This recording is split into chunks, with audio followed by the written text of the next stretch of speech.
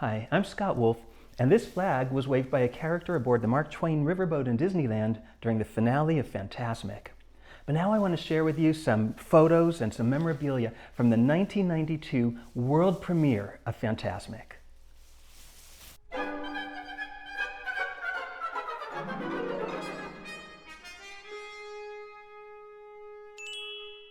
When Fantasmic debuted at Disneyland, it was a groundbreaking spectacle, the likes of which had never been seen before, and certainly not at any theme park. This is the earliest piece of Fantasmic memorabilia that I have. This is from 1991. And you'll notice it doesn't say Fantasmic on it, it says Imagination, because that was the original title of the show. So when you're listening to the main Fantasmic theme, you may notice that you don't hear the word Fantasmic, but you'll hear Imagination a lot because that was the title. When I was asked to write about Fantasmic for Disney's D23 website, I remembered an earlier conversation I had with my friend Jack Lindquist about how they came up with the name Fantasmic. Jack was a marketing genius, and he started with Disneyland in 1955, and he worked his way up to president of Disneyland. So I wanted some exact quotes for my article, and I sent him an email, and this is his reply. What he said was, about 2 months before the opening, we had no name for the new show that was to debut on the rivers of America in Frontierland. Now that's not exactly true because they did have the name Imagination, but everybody felt that it needed a stronger name. So Jack continued, Michael Eisner was aware of this predicament, and after lunch at the studio one Friday, we met in his office to try to come up with a title. We knew the show was going to be groundbreaking with effects featuring fire, film projection on mist, giant inflatables, underwater explosions, music, pyrotechnics, etc. Bob McTire, Disneyland VP of Entertainment, and his staff were creating an extravaganza. We needed a title that could capture that image. Finally, we got a big dictionary down from Michael's bookshelf and started going through it page by page. We both kept throwing out names and rejecting them. Finally, we had reached the P's, and Michael threw out Phantasmagoria. It immediately intrigued us both. Look it up, he said. The meaning related. It had the right feel. We liked it. I took it to Bob McTire, Mike Davis, and Henry Caroselli, advertising art director, and a week later took the first logo concept for Fantasmic back to Michael. After some minor tweaking, Michael signed off on the logo, and the rest is showbiz history. Now I did look up the definition, and I found a couple. One of them is a sequence of images, real or imaginary, such as seen in a dream, and another one is an exhibition of optical effects and illusions. Now whichever one you want, they both fit perfectly, don't you think? But I had heard rumors that the show was called Fantasmic, with Mick being for Mickey Mouse. So I did write to Jack and I asked him if that was true, and he replied and he said, no, Mick is not for Mickey. So I guess that was just a happy coincidence. Now, in 1992, I got the chance to go take some photographs during the construction of Fantasmic. These are some photos of work being done in the drained river. A lot of construction had to be done on Tom Sawyer Island, and they had to pave the river floor to get the necessary stability for equipment for the fountains and other special effects. And I understand it ended up being great to conserve water as well. As long as the river was drained, it was a perfect opportunity to refurbish and spruce up the Mark Twain riverboat. After all, it was going to be one of the stars of the new show. If you look closely in this shot, you can see a coming soon sign, but of course I went and got a better shot of it. Here's some of the other signs that were posted around the river. Isn't that great artwork? You know, as the premiere for Fantasmic drew closer and closer, things really got exciting. Just a couple weeks before the big premiere, Disney had this big supplement in the Los Angeles Times. On the first page, you'll see it had a whole thing about all of Disneyland's nighttime offerings. The underwear ad is not part of Disney's nighttime offerings, but they did have a wonderful centerfold. Let me show you. Actually, it's very impressive. Isn't that something?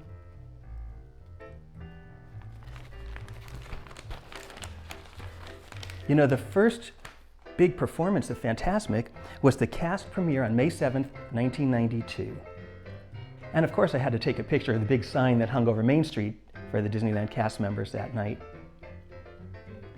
Now I still have the ticket and the button. This was a commemorative button for the dress rehearsal. And I say dress rehearsal, you notice here on the ticket it does say dress rehearsal because it wasn't an official performance yet. It was just a dress rehearsal. It also lets them have a little more freedom if something may go wrong or something before it's official.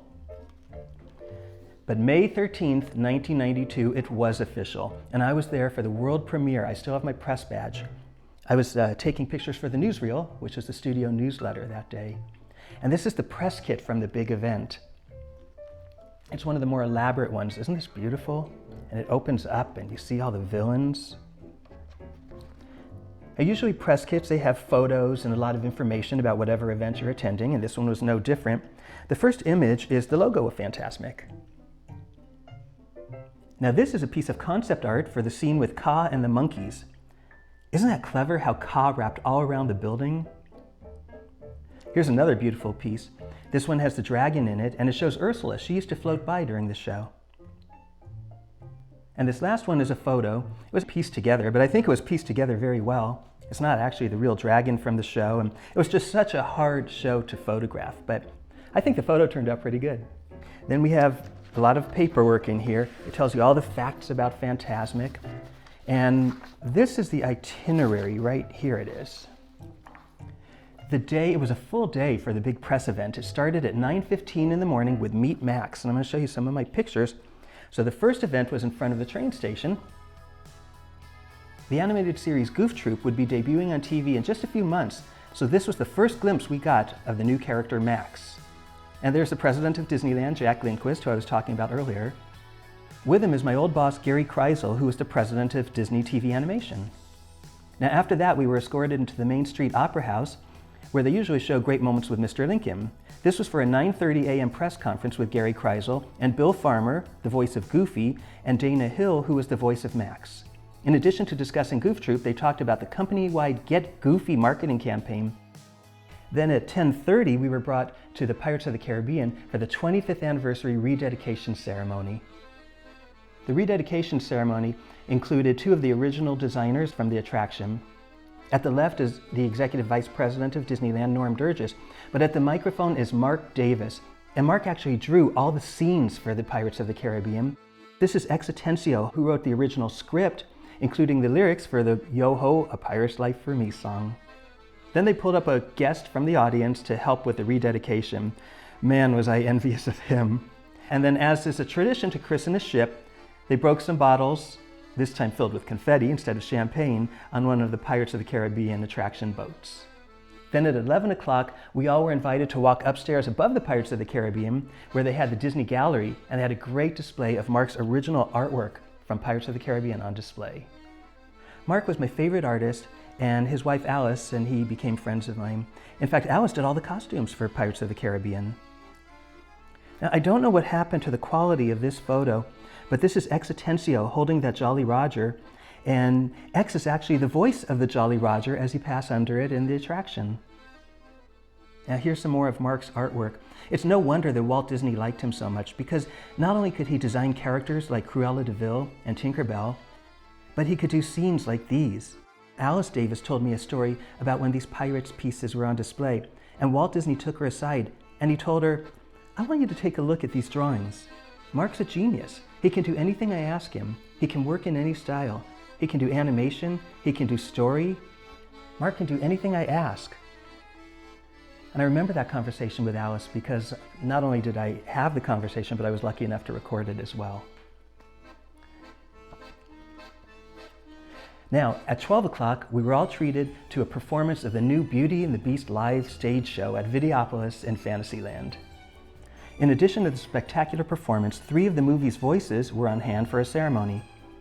Jesse Corti, the voice of LeFou, Robbie Benson, the voice of the Beast, and Paige O'Hara, the voice of Belle, placed their hands in cement just before the spectacular show. I actually don't know why they did that. I don't know where the handprints ever ended up. Here's a few of the pictures I took of the performance that day.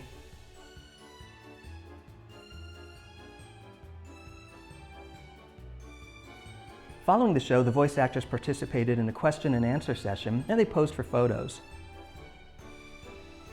This is still one of my favorite photos I took that day, with Michael Eisner and Robbie Benson and the Beast in the middle. Then we got a real nice break after the Beauty and the Beast show until 7:30, and they had a cocktail reception.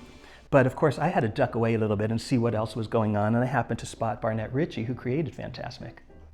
When she was approached to do a new summer show for Disneyland, she let her own imagination take off, and Fantasmic is the result.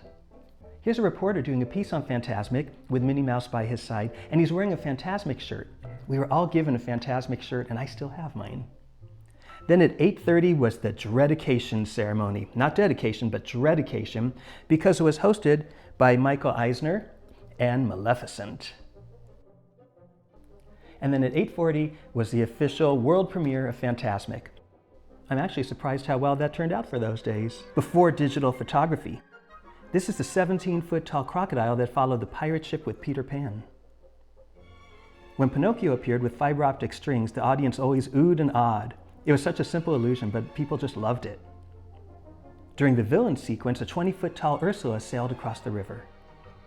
And this was the best shot of the 45-foot tall dragon that I could get that night. It's not exactly my prized photo, but I never would have thought that one day I'd be able to take a picture like this one that I did more recently. Not only has camera technology improved, but so has the dragon. It was upgraded with that spectacular version in 2017. Now, even though the show concluded, the night was far from over, because at 9:10 until midnight, and it went on even past midnight, was Maleficent's Midnight Masquerade, and I have some pictures from that as well. This was a private party over by It's a Small World with free food, desserts, and alcoholic beverages. This merchandise location was converted into a bar for the night. And of course, Goofy and Max were on hand for photos, and I spotted Dana Hill having fun with them. Not only was she the voice of Max, but she was a gifted actress. Here's the dance floor and some of Disney's extravagantly dressed dancers joining the guests. There were jugglers and all kinds of entertainers roaming around. Here's a stilt walker in a costume from the 1990 Party Grab Parade, and there were various games for people to play too. Shooting the rifle in this game is the legendary songwriter Richard Sherman of the Sherman Brothers team. As we exited the park, there was one last piece of magic. Down at the end of Main Street was a giant inflatable Mickey Mouse, along with some characters to bid us adieu. I'm sure it was Disney's intention to give reporters such a grand experience that they couldn't help but write positive reviews of Fantasmic in Disneyland, but how could they not? Fantasmic was a brilliant show right from the start, and it's just gotten better and better over the years. I've seen it in Walt Disney World, I've seen it in Tokyo Disney Sea, but I've got to tell you, I have a soft spot in my heart for it at Disneyland. And I thank you for allowing me to share these memories of the world premiere of Fantasmic.